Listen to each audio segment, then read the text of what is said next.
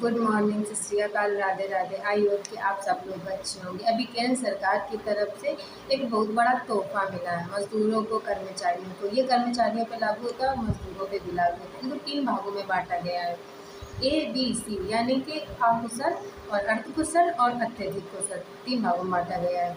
और दूसरे टॉपिक की बात करें जो सबसे इम्पोर्टेंट हम लोगों के लिए, वो है पंचायत सहायकों का क्या वेतन बढ़ेगा। क्या पंचायत सहायक इसके तहत आते हैं या फिर बस एक अनुबंध के रूप में ऐसे ही बंधे रह जाएंगे। तो फिर इस वीडियो को आप लास्ट तक देखें और मैं सारी डिटेल इस वीडियो में देती हूँ आप लोगों को। ये जो केंद्र सरकार के फैसले में मजदूरी संशोधन हुआ है, इसके बारे में हम जान लेते हैं। तो इसको कुल 3 पार्टों में डिवाइड किया गया, ए बी सी। अगर देखा जाए तो अकुशल, अर्धकुशल और अत्यधिक कुशल, इसको 3 भागों में डिवाइड कर दिया गया है। तो हम बात करते हैं अकुशल मजदूर की। तो इनका दैनिक वेतन जो है 783 रुपया हो गया है और जो मासिक वेतन है वो 20,358। भाई अर्धकुशल जो है उनका 868 रुपये। दैनिक वेतन जो है उनका दैनिक वेतन और मासिक वेतन जो है उनका हो गया 22,568 रुपया। वही बात करें कुशल लिपिक या शस्त्र रहित चौकीदार की, तो उनका 554 पर डे के हिसाब से इनका मासिक वेतन 24,804 होता है और इनका 1,035 पर डे के हिसाब से 26,910 रुपये उनका वेतन बनता है। अब हम थोड़ा सा जान लेते उन श्रमिकों के बारे में जो अकुशल मजदूर होते हैं। उनके पास कोई भी प्रशिक्षण या फिर किसी भी प्रकार की तकनीकी ज्ञान नहीं होता है। ये आमतौर पर जो शरीर से वर्क करते हैं ना, उन पर आधारित होते हैं, जिसमें सामान मजदूरी, सफाई, अन्य बुनियादी कार्य। अब बात करते हैं उन स्किल्ड वर्कर की, यानी अर्धकुशल श्रमिक जो ये होते हैं। इनके पास कुछ हद तक कौशल और प्रशिक्षण भी होता है, लेकिन पूरी तरीके से तकनीकी कार्य नहीं होता।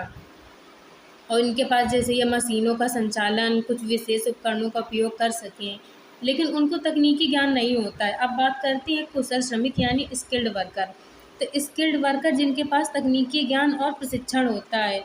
अब हम जान लेते हैं कुशल मजदूरी और अत्यधिक कुशल मजदूर क्या होते हैं। जो कुशल मजदूर होते हैं किसी काम में या किसी खास काम में ये बहुत ही मतलब प्रशिक्षण लिए होते हैं और वे अपने कार्य करने में निपुण होते हैं। इसके अलावा अगर हम बात करते हैं अत्यधिक कुशल और मजदूरी की, तो अत्यधिक कुशल मजदूर के पास जटिल कार्य करने की क्षमता होती है।